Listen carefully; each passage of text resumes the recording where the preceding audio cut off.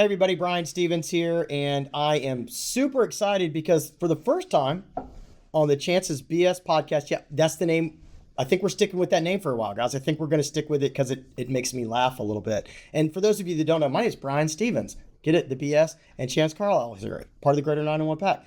But we got a guest. We got our first guest of the podcast. I think we're going to have more guests coming up down the road, but we really wanted to start with somebody that is making some game-changing moves, not just for Shelby County, but for the entire state of Tennessee. And we're gonna get pretty deep, and it's with my old friend who's got some terrible stories about me, Senator Brent Taylor. How you doing, partner? Doing great. Thanks for having me. I'm glad to be here. Well, we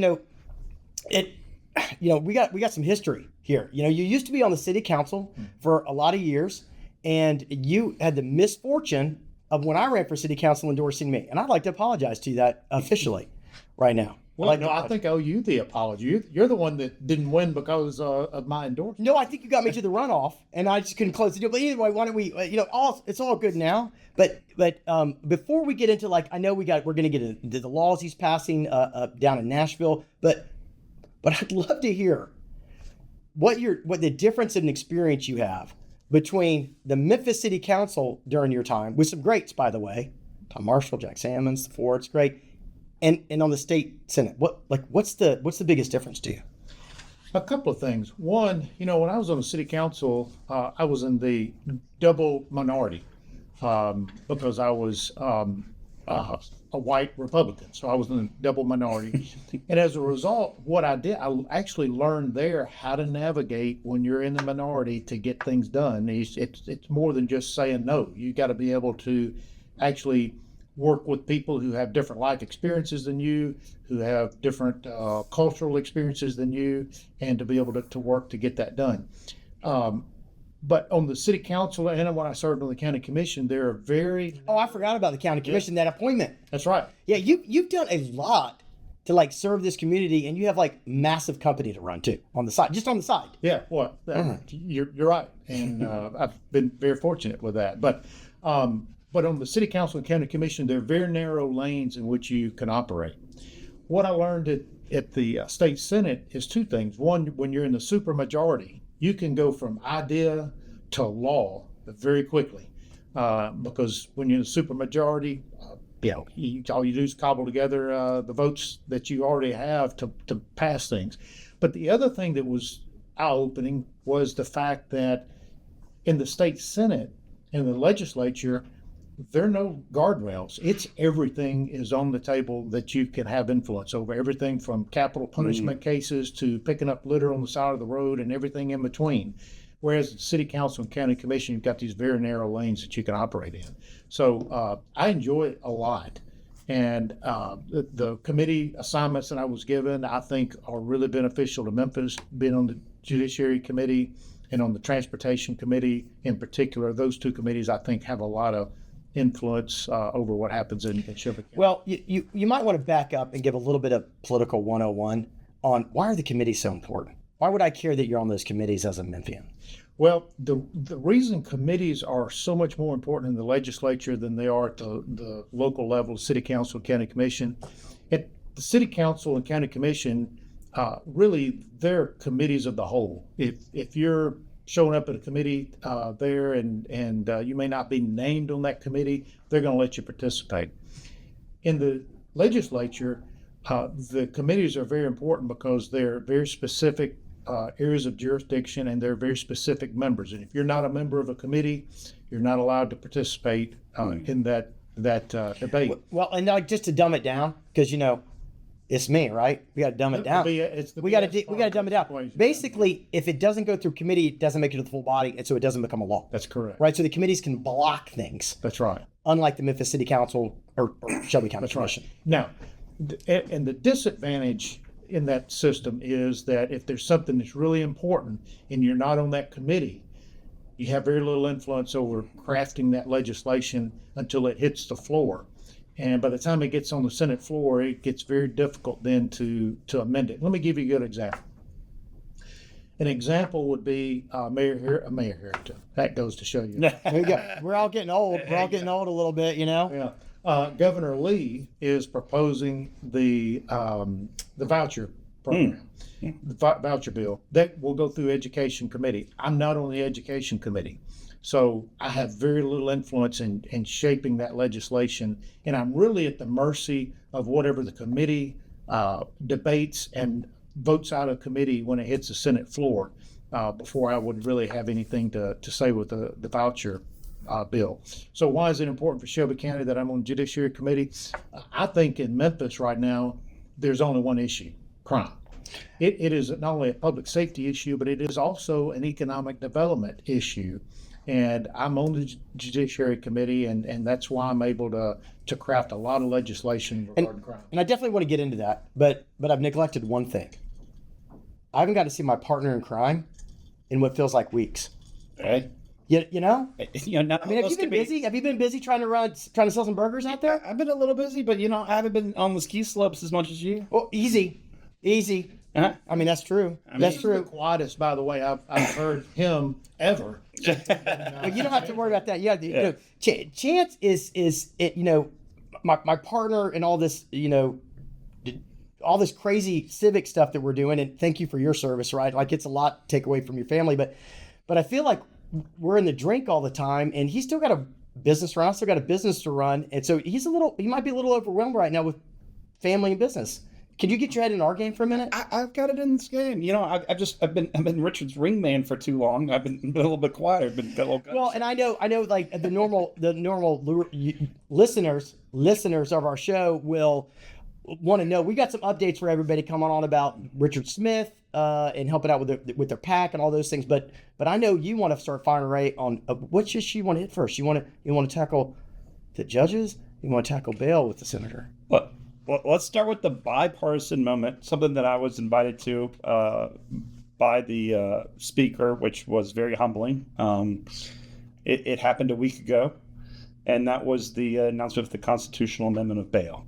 And at first, when I got the first invitation to show up, I said, well, who else going to be headlining this thing? And he said, Mayor Paul Young, and it's going to have a next thing I know, I'm standing next to the DA. And I'm thinking, wow, this is a little bit of a healing moment on this issue. Give us a little bit of your thoughts about why so many Democrats in Memphis and leaders have all come to the table and said, we agree that this. I mean, First off, tell us what it is. Yeah. By the way, but it's just like, and in that, Representative Parkinson gave one of the, and you gave one of the. I mean, it was the highlight of the whole thing was his speech and your speech, and I mean, you both kind of said the same thing a little differently, but it was very passionate and amazing. So why don't you give us your perspective of the press conference and why so many people showed up? Yeah. So let me kind of start with why we need a constitutional amendment to deal with bail. The federal Constitution says, all it really says about bail is that you should not have excessive bail. That's the federal Constitution. The state Constitution is actually more restrictive in that it says that every offense other than capital offenses, which now is first-degree murder. Mm-hmm. There used to be more things. Is it only first-degree murder right now? It's capital offenses, and really the only thing that fits that right now would be first-degree murder. Not rape? No. No, rape used to be a capital offense. I thought it was. Okay, I thought that is, but okay. It's any offense, capital offense would be any offense that where the death penalty could perhaps be used. So, which only applies to first-degree murder. So the state constitution says that all offenses are bailable except capital offenses or first-degree murder.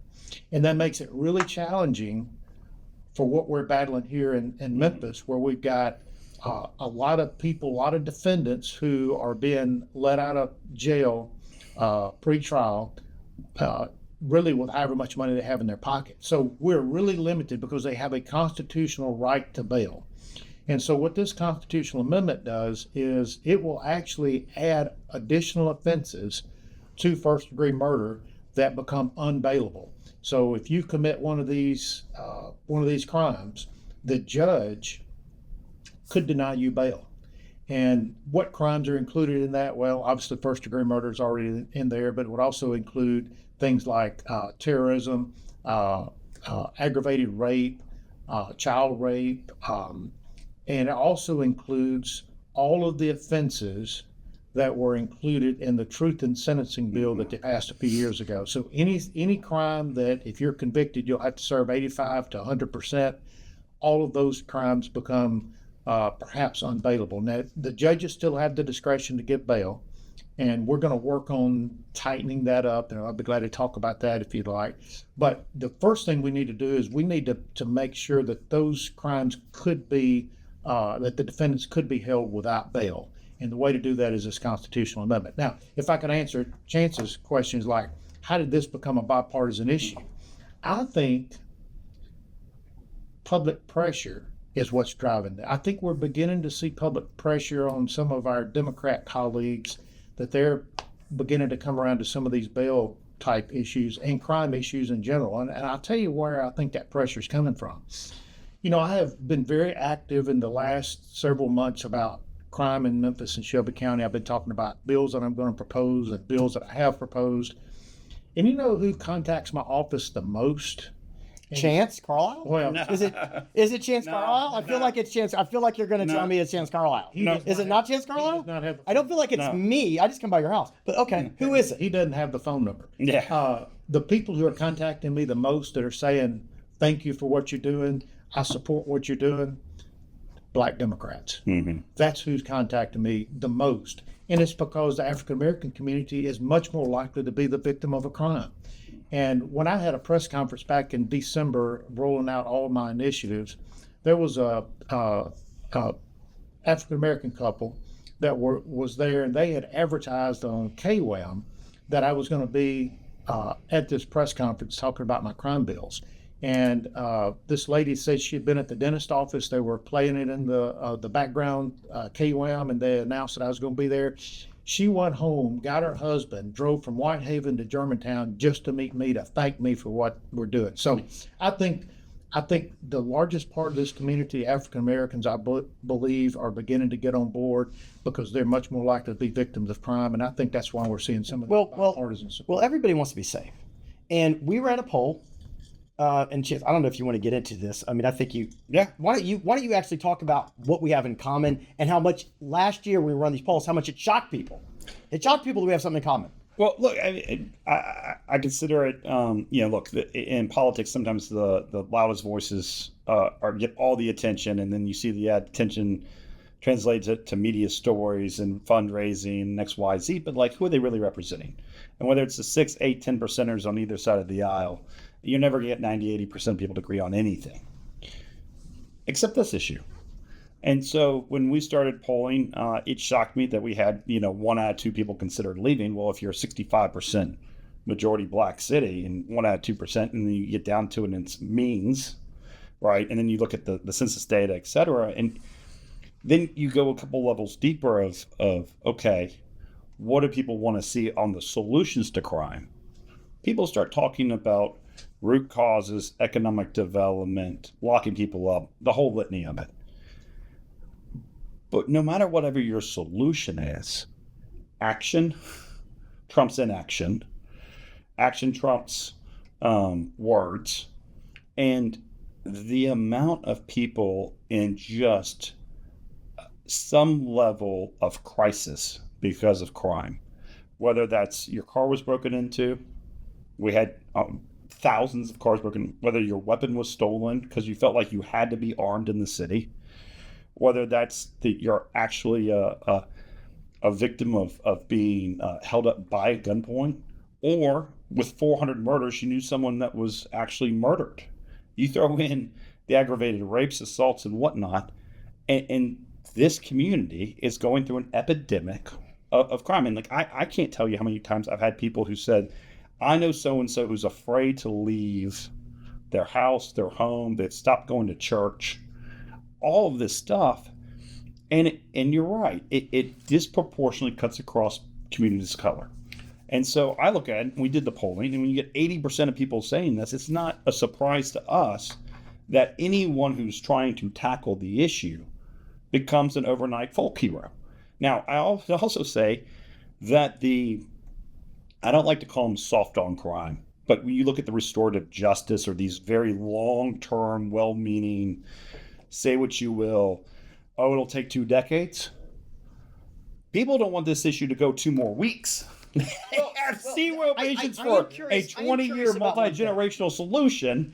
And I'll just say one more thing on the polling and what we're seeing is that at the end of the day, 90% of people can agree repeat violent offenders have absolutely no place. And so, look, I think the DA's moved a little bit with some of his violent crime initiatives. I will be shocked if he can keep his office organized the way he is, and he doesn't have to establish at some point, along with the circuit court judges, a rocket docket for violent crimes or crimes committed with a weapon, because that backlog cannot stay where it is. People just won't put up with it anymore. Yeah. Well, it's weird. I don't believe that there's any one-celled organism. You say people. There are certain people that will completely tolerate it. And one of the things, I don't know if you've noticed, I'm just kind of curious. All right, people that are voters. Okay, it's funny because I've been in this space a long time trying to do community organizing events. I mean, I'm a community organizer for Pete's sakes. Who would have thunk, right? And you and Barack Obama, yeah. Well, hey, brother, if we're going to protect Cordova, we're going to protect Memphis and our communities. Yeah, I'll get out there with a pitchfork, whatever it takes, right? We're going to protect our team, and our team is the Mid-South, right? But I do find it interesting, the powers that be, Republican, Democrat, black, white, typically people that have a lot more means, and how resistant they are to any kind of change. And I if you're cool, we'll email out all these laws, and I'm going to get into a couple more of these things that you're doing. I mean, like it's crazy. It's crazy all the stuff that you're doing. And you've already pitched more laws than senators that have been in office for decades have in your first round robin here, right? I mean, what's the pushback you're getting? Like, come on, like, tell me the inside scoop. Like, I want to be real with you. Some people have been like, calm down, relax. Part of the problem is the crime problem has never been as bad as it is. That's right. That's required this level of introduction of bills. To answer your question, the pushback. The pushback has been among Memphians who have lost hope and have said, look, there's no way you're going to get all this passed. Other parts of the state don't care about our crime problem, and they're not going to be concerned with this at all. And I can understand why somebody would hold that view, but also anticipated that pushback. And so since we got out of session last year, I have been very systematically bringing other senators from other parts of the state to Memphis so that they can come down here and experience Memphis, that they can see that Memphis is more than a headline, that they can see that Memphis is an asset worth investing in, that I've had them meet with the business community, mm-hmm. I've had them meeting with the faith community, I've had them meeting with crime victims, I've had a meeting with law enforcement, and every one of them have come away really saying the same thing, and that is, I knew y'all had a crime problem, but I had no idea it was this big. And so I've been having these senators down, and I had Jack Johnson, who is the majority leader. He's the one that controls the flow of legislation in the Senate. I've had Bill Powers from Middle Tennessee down here. I've had Farrell Held, who's Speaker Pro Tem, down here. Lieutenant Governor McNally has been down here. I had John Lundberg, who's chairman of the Education Committee, down here. And by the way, he lives in Bristol. He literally lives closer to Canada than he does Memphis. And that's right. Why it's important to get them down here. Every one of them, guys, have told me, whatever it is you need, we will pass. And so that's why I put together this slate of bills. I've done it in communication with them, and they will do whatever they can to help us pass this legislation. Now, does it mean we'll get every bill passed? No, we still have the House to deal with, and we have fiscal notes that we will have to contend with. But everybody has said we'll do whatever we can to try to make it where we can get these laws passed and help Memphis. And the way I've gotten their commitment is I have explained to them that this is not a Memphis problem. This is a Tennessee problem. Mm-hmm. Tennessee will not reach its full potential when its most famous city is sliding into chaos. And so I feel very confident that we'll get much of this legislation through. What's the one act that you have on here that's your number one priority? Blended sentencing. Okay, walk us through. So blended sentencing is a bill that deals with juvenile crime. Currently, when a juvenile, somebody that's under 18 years of age, commits a crime, they are adjudicated in juvenile court. And by the way, juveniles technically are not found guilty of a crime, they're just found delinquent. And as a result, at age 19, they're released from the jurisdiction of juvenile court, and they're released back into the community with a sealed record. So think of it this way. At 17, somebody that's 17 years old and just a few months from their 18th birthday goes out and commits a carjacking or even a murder, they will be released at age 19 back into the community with a sealed record. So what blended sentencing will do is it will create an opportunity for a juvenile to really get two sentences. They'll get a sentence as a juvenile, and they'll serve that up until age 19, and then they'll serve an adult sentence from age 19 to age 25, I believe it is. And what'll happen is they can avoid adult prison if they do certain things, and those things are things you might imagine. They got to finish school, stay out of trouble, get a job, learn a skill, get a... So there still is an opportunity for them to be treated like children if they do things after they get into trouble correctly. That's right. Okay, I think... But here, this is an important feature. Let me say this. So if they do those things, they can avoid adult prison. What happens is that adult prison sentence gets stayed. So let's say they do all those things and they avoid adult prison, they get it stayed, but they get to age 22 or 23 and they go rob a liquor store. They're going to get picked up and they immediately go to prison to start that prison sentence that got stayed. Yeah, I get it. I think it is. I mean, look, I get the bail stuff. Okay, now look, this is going to be a shocker. I'm a conservative, but I'm also a soldier. All right, and nothing ticked me off more as a soldier, being 19 years old and getting shot at, and not being able to go buy some alcohol. Right, like these standards of if a person's a child, a person's a child. So a person, I don't believe in treating children like adults. I just don't.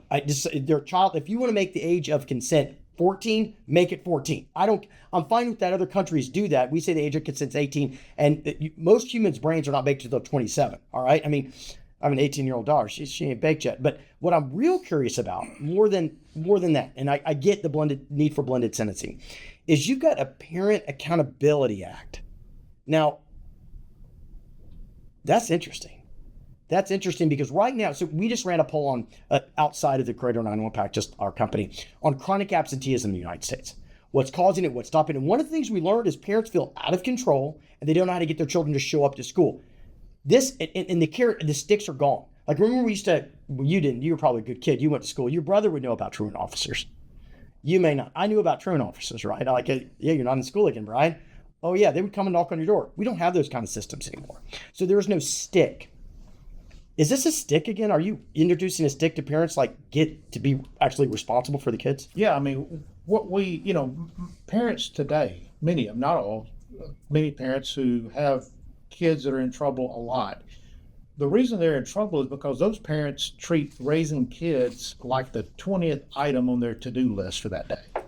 And so what this Parental Accountability Act will do is it will allow when a juvenile he gets in trouble, he or she gets in trouble, and they go to juvenile court, when the parent or the legal guardian goes and picks them up at juvenile court and says, okay, I'm here to get my son, and they go home with that son, then any subsequent acts after that first offense, that parent's going to be hit with a $1,000 fine for not properly supervising their juvenile.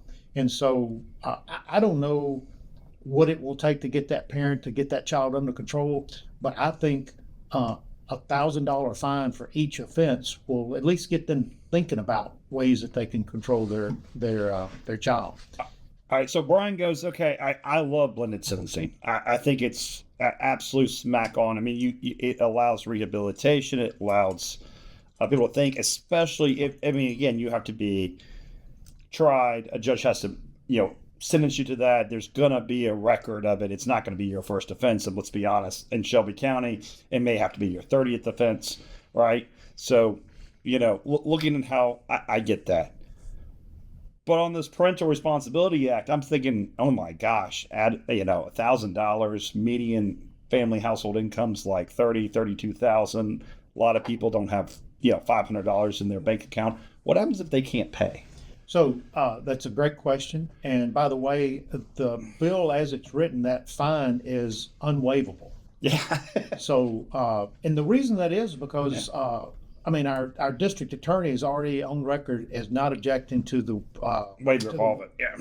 Waiving fees and fines. The DA's office currently, there's more waiving going on there than there is grandkids in a station wagon leaving grandma's house. There's more waving going on in Man, you are showing your country roots without me, brother. I mean, by the you way, really are. I want to come back to that. Is that an illegal expenditure of funds, or the county commission can stop that behavior? But get back to this fine. Yeah. So the fine is unwaivable, and if a parent can prove that they can't pay it, then they can work community service to work that off. It is my hope that a parent who can't pay the fine would get their child who's causing the trouble to go out with them and perform community service. And because we've got to do something to motivate these parents to get control of their kids. Are we going to offer them? Look, I understand that, okay? And I believe in carrots and sticks. I really do. I mean, I think from a disciplinary and a reward, but so much of our population, 26% is in poverty. Might be as much as 28% now in poverty. That means they're trying to pay their bills and they're trying to go to work and they're trying to get home. Most of them weren't raised, when you're in poverty, weren't raised by parents themselves, but by grandparents and whatnot. And $1,000 to some people is a speeding ticket. To other people, it is a life-changing amount of money. And what I'm curious about, is there anything petitioned in these laws to get them help to learn how to be a parent? And what I mean is, they don't know how to discipline their children. Yeah. They literally don't have the tools. Where's the and look, there's a carrot and stick to this. This is the stick, and I'm all for it. When are we going to offer some of these people some carrots? That's a good, absolutely, Senator. Let me mention this real quickly. There are plenty of programs through juvenile court where they can get help to the parents. But let me address the $1,000. And I hear what you're saying, that the $1,000 is a lot to these families that are impoverished. But you know who else is impoverished? It's the victims of the crimes of these juveniles. I wish you would make points. I wish you would make points to me, Senator. So when a juvenile goes out and carjacks somebody, and then totals the car out because the police were after him, and that car belonged to a single mother somewhere in the inner city, working 2 jobs, raising 2 or 3 kids, barely could afford the car, can't afford the insurance that goes with it, and that juvenile goes out and steals the car and totals it. Talking about somebody that's impoverished, and their situation just begins this financial death spiral, because now they can't get to work, they can't get their kids to school, and it's all because of a irresponsible juvenile went and stole the car, and the juvenile was being not supervised, unsupervised by a parent or legal guardian. So look, I get the ones, and that's why it only kicks in after the second or subsequent offenses. Look, I don't want to penalize the parent who had no idea their child's out creating mischief. But once you make a trip down to juvenile court to get your kid, at that point, you should know my kid has the propensity to go and break the law. And I interrupted you, Chad, so far. No. I think that's a great point. I would say maybe, and look, I'm no legislature, but an interesting point that Brian makes up is maybe it could be something like community service or getting into a program like that within the juvenile, where you go and take classes. Like, for example, you get a DUI, you gotta go take driving classes or education. Maybe there's an education component in there. As long, for me, is that there is, again, take bail. I am very sympathetic to you commit a low-level offense, don't have a lot of money, a judge throws a book at you, and you're pretrial detained illegally 6 months waiting for a trial. Hell, now in this county, It could be 3 years, right? Longer, yeah. I mean, you want to make bail fair, speed up the trials. That being said, pretrial detention for crimes like that, no one's really. I think everyone's sympathetic to that. But repeat violent offenders, all right, you kind of want to throw the book at them. In this case, I just want to make sure that good kids, good families don't get caught up with an unaffordable fine. As long as there's a couple options out of it. I love the mandatory, instead of like going and picking up garbage, and you know me, I'm all about people picking up garbage. And this time we got a lot of parenting classes. Man, if they pick up 1 or 2 things, man, I mean, it's just, it's, I remember this phrase, this, people need to pick themselves up with their bootstraps. Some people don't have boots, and unfortunately, a lot of the kids that are getting pulled into gangs, and I want to talk to you about the gangs, is that it's my understanding, here's what's going on, Senator, and you tell me if this is your understanding with these children. The gangs are going to them and they're saying, hey, we haven't had a kid tried as an adult here because of the consent decrees that go back forever. So you're not going to be tried as an adult. They're just going to slap you on the wrist and they're going to let you walk out.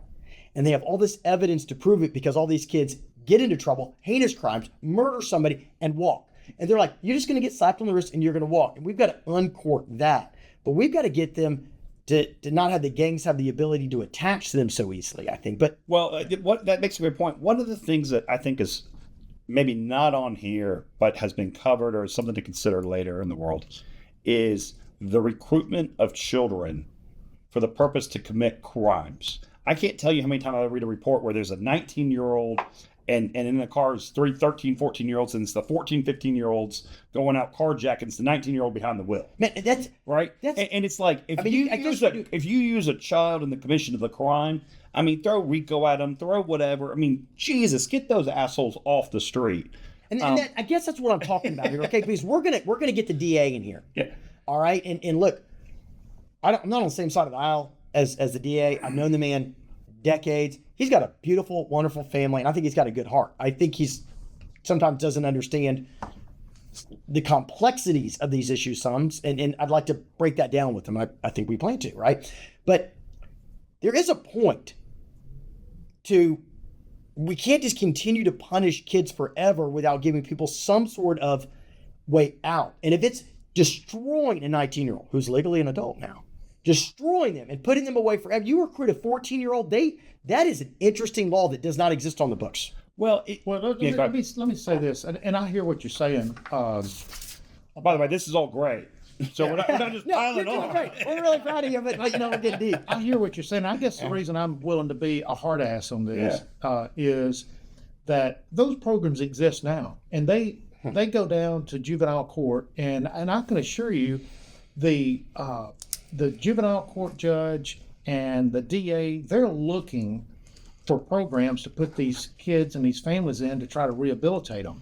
And just like this is chance BS, BS chance, the programs apparently are BS because they're not. First off, don't ever mess up our name, even though we don't have it locked in yet. Okay, it's called branding, Senator. All right, let's get with it. All right, it's a Chances BS podcast hour. Yeah. All right, even though it might be for 45 minutes. And I'm sorry, I thought that was funny. No, I love getting serious with you guys on this stuff. But you made an interesting point. I think the programs exist. I appreciate you saying this because I'm probably not as familiar as I should be with all the different programs that exist, and I believe you.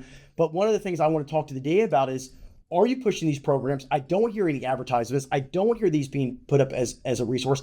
I don't hear the massive foundations that exist in society offering to pay money to people to go through the programs. And you have foundations that want to do something. So instead of hiring another person to give another survey, another report, another piece of information, find another person to talk about their book, offer some money to attend classes at night. That's called a carrot. Well, and that's not you. That's a good idea. The person I'm now thinking we've got to really get on here is Richard's old buddy who's in charge of the Office of Reentry. I want to know what we can do for the Office of Reentry of juveniles. All right, like that doesn't exist, right? We have this, we treat adults one way and et cetera, but like, what are we doing for intervention? And I remember Mayor Strickland was always like, hey, support the Boys and Girls Club, support X, Y, and Z. I got it. But most of those kids that are going to those programs are staying out of the system. When you're in the system, what do we do? But I don't know. I think it's a great question. The Boys and Girls Club of Memphis? Mm-hmm. Aren't they gone now? No. I don't think Which so. mentoring? What was it? The mentoring program that closed down recently? The Manhood U is, I think, was under attack. Was it the Manhood U? Okay. I didn't talk about. Several mentorship programs have died in the last couple of years. I got to get up to speed on it for sure. Chance brings up a really good point. As a matter of fact, Josh Spickler, who is head of Just City, was in my office this past week. I bet he was. And yeah, and He don't like none of the laws. He don't like none of these. he doesn't. You're right. But one place of agreement, one area of agreement that he and I both agreed on, and it is we do not do a good job of when we have people incarcerated of preparing them for reentry. Yeah, got to do a better job. And we've got to do a better job there. And that's what I told Josh is, look, rather than focus on these areas where we disagree, let's focus on that, how we can better prepare for these people when they are going to be released from prison, because we've got them incarcerated. We have a captive audience to try to get them prepared for reentry, but we just disagree. Well, I got to pivot real fast to the District Attorney Transparency Act. We mentioned D.A. Mulroy. We mentioned Just City and Josh. Tell us about this and why you think it's important in the two bills. Yeah, so the District Attorney Transparency Act, it includes two bills. One is a bill that will require DAs to submit an annual report to the Attorney General every year that will actually, where they have to disclose the number of arrests, the number of indictments, the number of cases transferred to other law enforcement agencies, the number of dispositions, and including dismissals, how many pretrial diversions, plea agreements, trial outcomes, and sentences imposed. So the idea there is that we need to have the DAs disclose this information so the public can make a determination of how effective a DA is being. The second component of the Transparency Act is that any organization that partners with the District Attorney's Office through a contract or an MOU, in this case, if you think Just City, Justice Innovation Lab, or Vera Institute of Justice, all of which have contracts or MOUs with our DA office here, that if you partner with them, that upon a vote on a resolution by the county commission or at the written request of a member of the General Assembly, those organizations have to disclose who their donors are. And why this is important is that these organizations, if you just look at those three that I mentioned, Just City, Justice Innovation Lab, and Vera Institute of Justice, if you research them, they all have a stated goal of ending cash bail and to transform our justice system. And these organizations, if they're about the business of transforming our justice system outside the legislative process, the public has a right to know who's funding it. I smile, not because you're like, the reason why this is important. I am shocked we're not already doing this.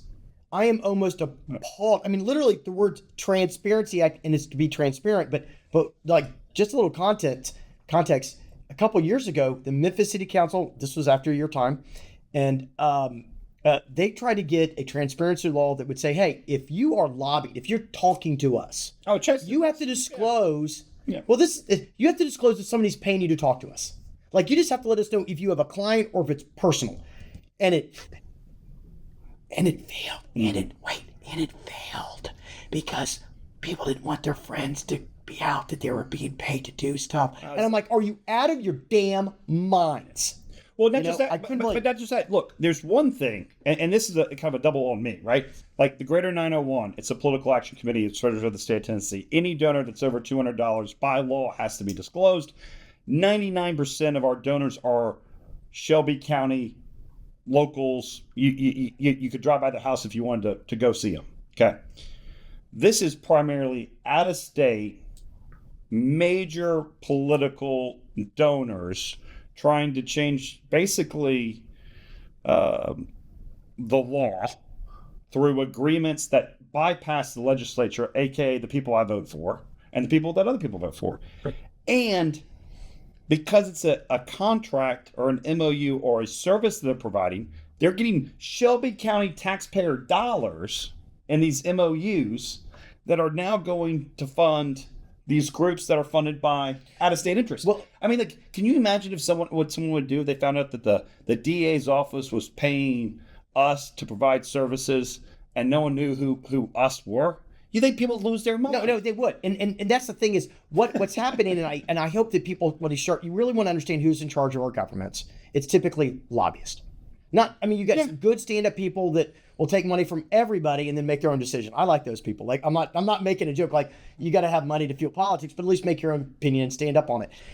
But the fact that people don't want to report and give data, and a lot of these nonprofits are funded by less than 0.01% of the population, not the population. So when we ran our poll, and this kind of circling back to my point earlier, is we ran our polls, the number of media outlets that questioned our data because they were like, this is too easy, it's too obvious. I mean, what do you mean 83% agree that crime's a problem, 73% want bail reform? I mean, across the board, political side, it united us as a people, and those special interests don't like that. They like to keep everybody separated and split up. So they absolutely don't want this Transparency Act. Are you getting resistant from other DAs and other areas about? Are you being lied right now not to give transparency? Or like the concern? Like, look, we get it. We have a very progressive liberal DA in Shelby County. There's another one in Davidson County, but I mean, I can see other issue like gun legislation, rural DA in partnership with like the NRAR.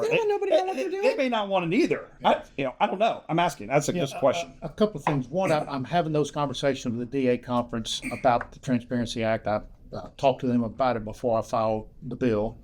But going back to the really important point is that if the legislature was going to try to fundamentally change our justice system and do the things that these outside groups want us to do, to eliminate cash bail, for example, the lobbyist who would lobby the legislature for that would have to disclose themselves, and they would have to disclose who is hiring. That's at the state level. But yet, if you go about this outside the legislative process, and you use these shadow groups that are funded from other parts of the country by these leftist organizations, suddenly that is shielded, and I'm make no bones about it. They are changing our justice system in Shelby County, and the public has a right to know. But right now the public has no idea. Yeah. And so my question, I'm not letting this one go.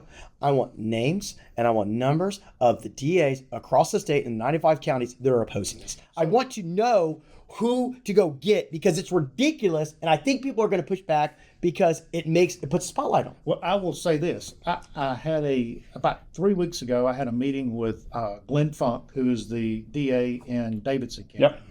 Yep. That is a smaller town slightly to the east of us called Nashville. That's right. And so I met with him, and I asked him, I said, do you have any MOUs with their Institute of Justice, Justice Innovation Lab, or the Nashville equivalent of Just City? He said, no, I would never enter into any agreements like that. And he made the point that that all of that is really academic studies and so forth. He said he didn't think it had any place in the office of practicing prosecutions. And I was really shocked that Glenn Funk, who has been the whipping boy for liberal DAs until we got our own DA elected, he looks reasonable by comparison. And I was just shocked that he thought that. It is. But remember, the DA did come from academia. I mean, he was a professor at the university. I mean, like, I understand the relationships and the history, so he may have felt more comfortable. But just on the pure accountability and process, I mean, we haven't polled this, but I mean, I think this is going to be like another 80% issue. Well, like the disclosure. By the way, the donors will never agree to it. What they'll do is they'll form another group to enter into the MOU and have a single donor. It's not even the disclosures of the money. It's also disclosures of the results. Yeah. They don't want to have the results out because then they can be judged. I got to go back. I think this is more important. And as much as I'd love to just I talk about disclosures, dismiss my awesome. But it's okay. Of it. Here's one that I hear all the time. Wait for it. I got something new for you. Oh, you and your buttons. I know, right? All right, so I hear this all the time.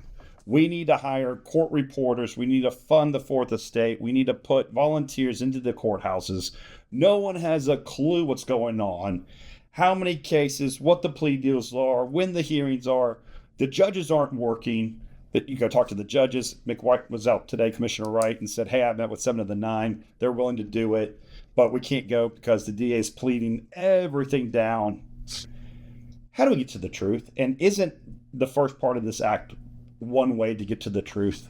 I mean, how do you, as just a normal citizen, how do you know, is justice blind? Is it fair? Is it speedy? Is it just? Well, justice is blind to the point that the average citizen who pays for that justice can't look into it and figure out what the hell's going on. So, I mean, opaque. yeah. I think it's incredibly important. You know, the whole system is set up where you can't follow an arrest to the DA's office, through the courts, and sentencing, because every one of those groups along the way are their own little independent silo, and they all keep the records differently. You know, the police department maintains records on arrests, but by the time it gets to the DA's office, they're looking at charges.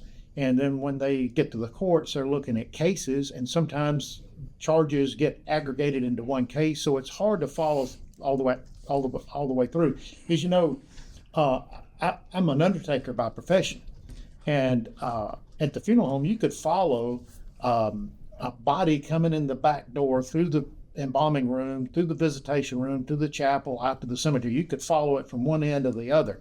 That is not the case with our justice system. And so there are actually these volunteer groups. One of them is, the name escapes me now, but Judicial Watch. These volunteers go down. Well, Leslie Taylor's organization. That's who I meant. Yeah, Leslie Taylor's out there, and they're starting to get volunteers to do it, and she's hustling. What I mean is, for people like eavesdropping on us right now, is they're going to send people to watch the judges. When do they get there? When do they leave? Are they doing their jobs? Not doing their jobs? That's incredible. And we've got the Operation Spotlight and some others that we'll come back to. But tell us what this is going to do, because to me, I think the average person thinks this is already law. Yeah, well, yeah, it's not. Let me say this about Leslie Taylor's group. I met with Leslie, and they just started in January sitting in on the court proceedings. And I will tell you guys, what they're doing is already having an impact. That's great. She shared with me that some of the bailiffs and others said when they were sitting in on an initial bail hearing, they said, if you guys hadn't been in here watching this, that guy would have gotten out on his own recognizance. So the judges know that they're in the courtroom watching, and it's already happening. Well, nobody wants to be watched all day. Nobody wants to be managed all day. I mean, I get it. I love my freedom. I'm in trouble all the time because I don't show up where I'm supposed to be. You know, I got somebody watching me. I got to work, right? And so what Leslie's group is doing is awesome. What our PAC is doing by giving them numbers and data, and I'll tell you, we could get a little loose on some of the things that we want to do in the future to put a spotlight on people. I want to get into one more topic. Let me answer. Yeah. Let me answer the chances question first, and that is not being reported currently. If you want that data, you've got to go to each one of those different organizations, each one of those areas of the justice system. Of government, who we know is notoriously, the whole point is not to be transparent. That's right. Right? And so if we could get the DAs to send this information to the Attorney General's office where it's aggregated and put into a format that's consumable. We already have that. The school systems have to do that. The school systems have to send in daily attendance and grades and letters. I mean, we already have a platform for this because the parents demanded it. That's right. Now the people need to demand it. Thank you for that. But what we need is that data to be kept in one place, reported and kept, and put in a way that's consumable so that people can look to see how good a job their judge is doing, or more importantly, how bad a job their judge is doing. So I think it's critically important. All right. So on this earlier, this is a technical thing. You said, okay, some of these things are going to have a fiscal note. On this particular one, a fiscal note is simply how much money it may cost the state or others to implement once it becomes a law. Are you worried that that's going to have a big fiscal note? We'll see. They're preparing the fiscal note now. We'll know soon. But I will tell you my it'd be money worth well spent. I was going to say my pushback on fiscal notes, Chance, is this: when they come back and let's say we pass a law, I'll give you a good example: closing the aggravated assault loophole. Okay. That came back with a fiscal note of $17 million, and so many people said, "Well, we can't do that. It costs too much money." I said, "Well, to think about it." So the way they arrive at a fiscal note is they send it to all the different agencies of state government that would have to implement this law, and they say, how much would it cost to do it? So if it comes back at $17 million, then to me, that is the reason you ought to pass it, because that means state government looked at it and said, you're right. There are enough aggravated assaults that if we actually put people in jail for aggravated assaults, it would add $17 million to the state budget. That in and of itself is the reason to do it, not the reason not to. At some point, it starts to become return on investment. All right. By the way, for those that don't know what the aggravated assault loophole is, editor's note: if you are robbing someone, you discharge a firearm and you hit them, you can go to jail for attempted murder, robbery, etc. But if you miss and you do not hit them, it is not attempted murder.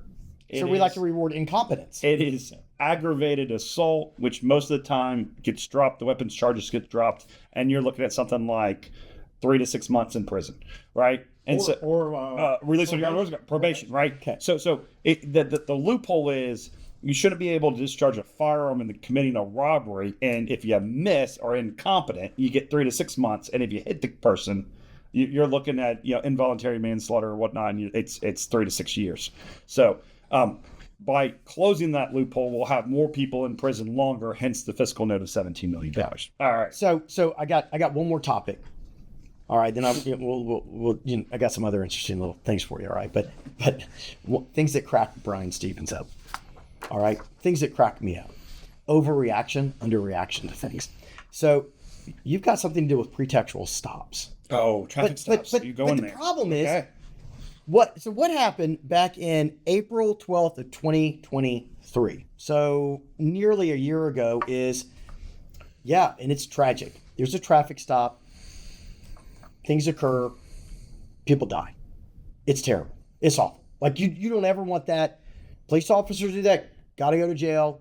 But 99% of police officers are dynamic and awesome, and we need to support them and keep them safe, or they will not. If we don't support them, they're not going to support us. So I'm like, we got to protect our cops, like at all costs, right?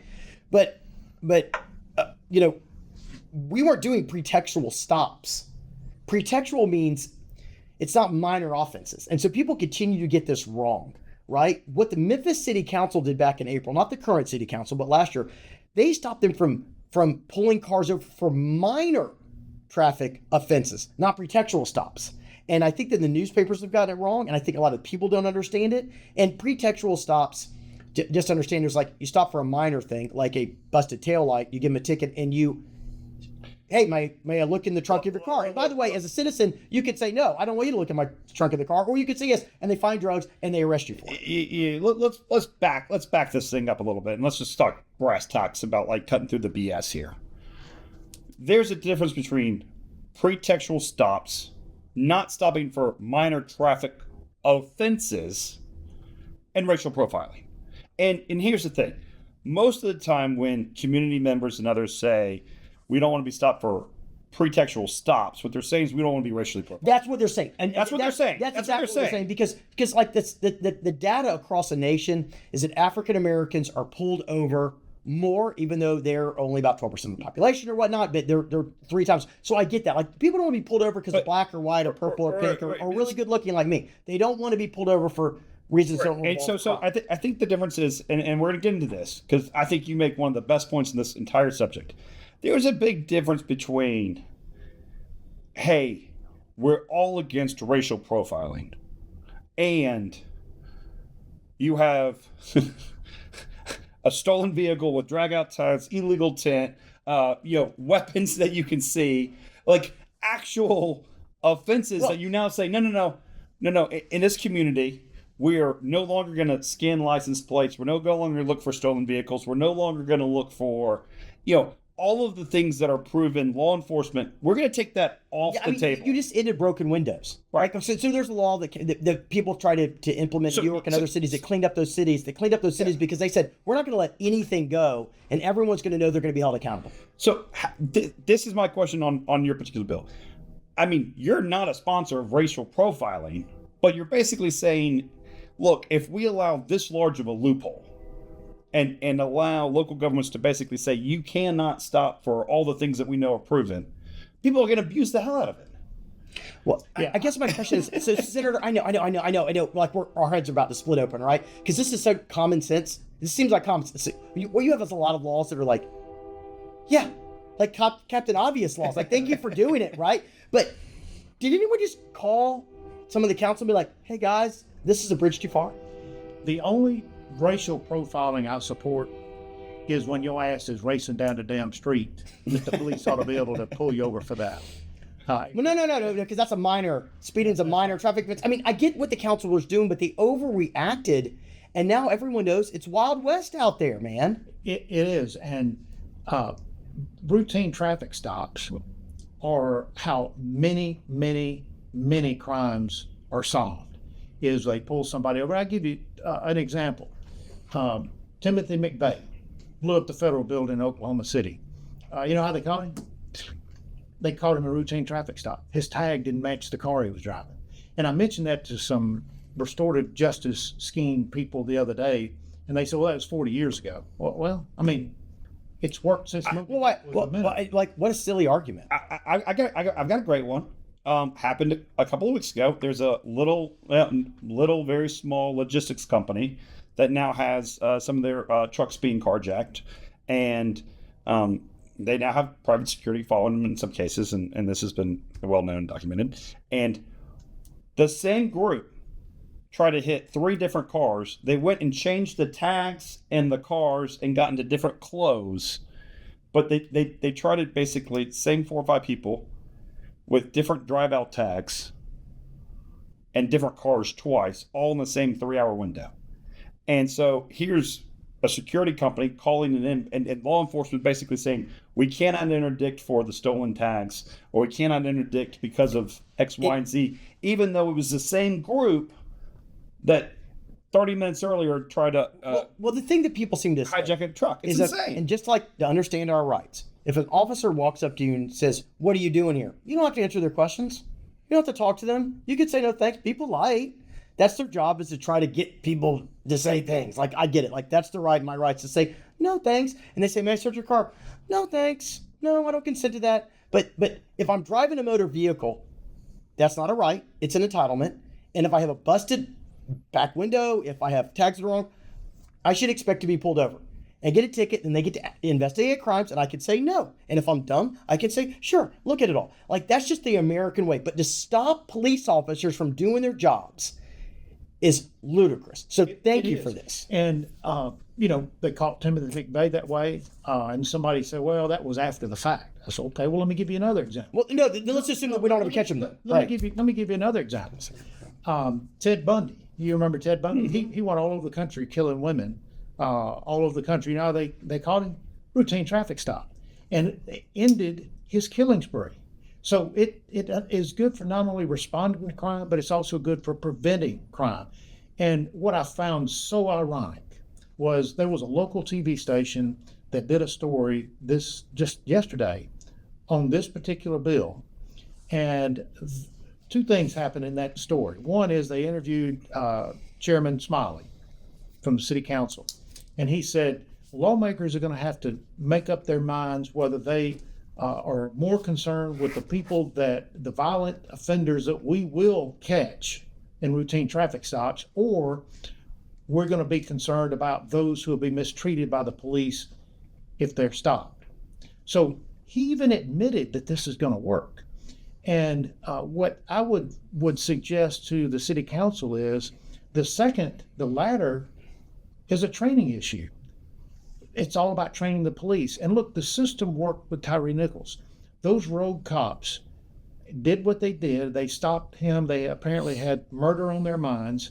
And you know what? They're being prosecuted. And they're going to go to prison. And hopefully for a very, very long they're criminals. They're criminals without it happens, but it's... The process worked. They broke the law, and they're going to be convicted. The second thing that happened in that interview was at the very end of the interview, the reporter said that there was a car that was pulled over for running a red light, and it was a warrant outstanding for someone who had allegedly raped a child, and they were able to bring him into custody because of a routine traffic stop. Well, Senator, I got to tell you, we're going to have you back, all right? Because we want to get a report on how some of these things are going, and I could probably spend another 2 hours. But Chance, I'd like to give you let's give you the final question. No, you came in and said it. I can't let you out of here without a couple of things.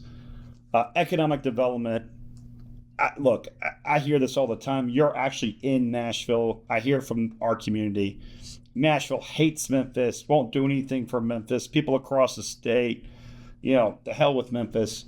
You look at Mayor Strickland's big ass, the stadium deal. You look at the Smiths gift. I've been to Nashville several times. I've met many of the senators and members of the House that have come up.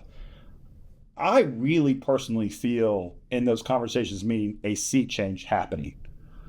Just give us a little bit about your perspective and what people are saying about how, because in this community, there's crime, there's law enforcement, and then there's crime and there's economic development. And, the code word for that is root causes, poverty, this, that, the other. I'm a big believer we have to grow our way out of this problem. That means suppress crime, but also grow the pie. I don't think enough of your efforts are being told about how you're trying to grow the pie. So just wanted you to have last word about your relationship with the state, about making Memphis economically stronger, and how much attention that's going to be getting after we get through first is law and order, but then it's economic development. That's right. And there are two things that will really make Memphis succeed, and that it has to do with, we got to get crime down to a manageable level. We're going to always have crime. We're never going to solve the crime problem, but it is unmanageable at this point, and we just need to bring it down to a manageable level. And currently, crime is our economic development issue because we can't attract businesses to Memphis and Shelby County because look, they read papers and see the news just like we do. They know there's a crime problem, and so it hurts economic development in that regard, but it also hurts the small businesses that are already here. There are some that can, if it's a manufacturing facility, for example, they can pack up and move someplace else. The ones that hurts are the ones that can't pack up and move someplace else, the restaurants, the small business owners, and they're doing their best to try to survive, but instead they got to hire private security, which is a $100,000 expense that's going to impact their bottom line. And so a lot of our small businesses, unless we solve this crime problem, are going to either not be profitable, won't hire as many people, or they're going to go out of business. So we've got our most immediate thing we have to deal with is we have to get crime manageable. Secondly, is the economic development part. We've got a wonderful opportunity with Blue Oval City right up the interstate, only 17 miles from the county line. And it's not just Ford with the largest private investment in Tennessee history, but it's all the other ancillary businesses that go along with it, the suppliers that go along with that those folks will be living in Memphis if we solve our crime problem.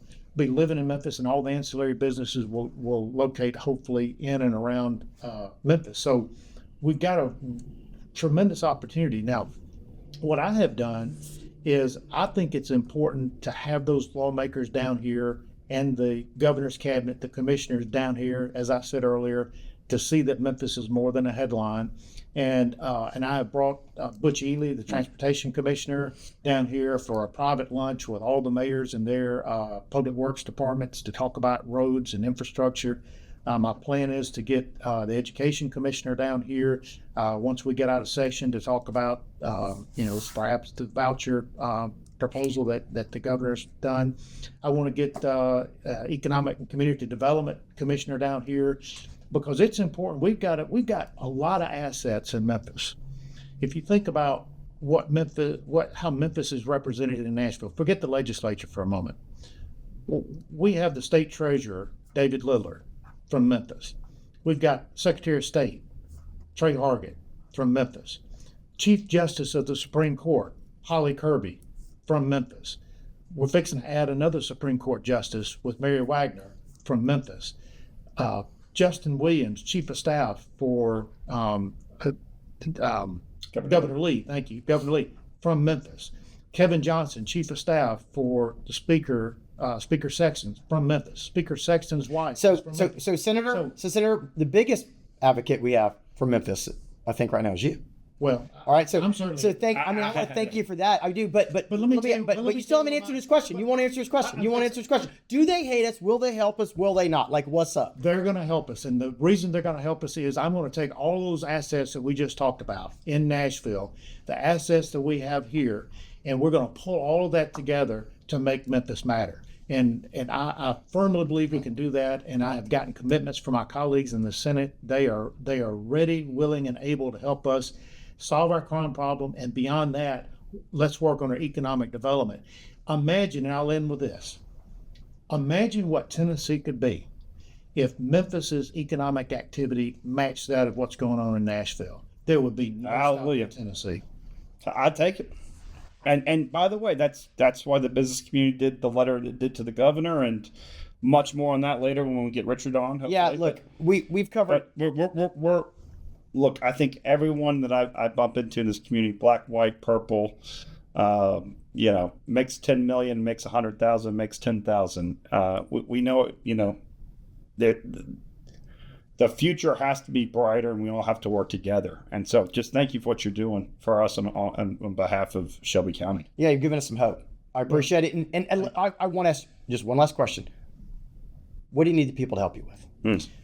If they could contact their state representatives and others in West Tennessee to support these bills, support the business community with maybe their own letters to the governor. And I know, Chance, the letter impacted the governor because I met with the governor last week, and the point he made was, he said the state is not going to solve this for Memphis, but the state will solve this with Memphis, and the local leadership needs to step up. And so that would be something that you could do, your listeners, is to get Mayor Young, get the city council, get the county commission. We're not going to agree on every issue, but there are a lot of issues we will agree on to help us solve the problem. And the governor told me he is committed to helping Memphis. And he told me after he gets his voucher bill passed, and assuming the legislature agrees with it, he said the only thing that he will not have accomplished that he wanted to accomplish when he first started as governor was solving Memphis's crime issue. All right, breaking news right there. Yeah, I'm glad to hear him say that. Yeah, so I am too. Hey, thanks again. We're gonna have you back on. We're gonna be e-blasting this out. We'll handle all that and take care of it. So let me say this. I appreciate everybody. We're gonna be back next week. We're gonna continue these guests, but what I would love to hear from you, what I'd love to know is, we'd love to hear from you. Your comments, your questions, and other guests that you think we have to really dig into issues that are gonna impact the Mid-South the most. So thanks for watching.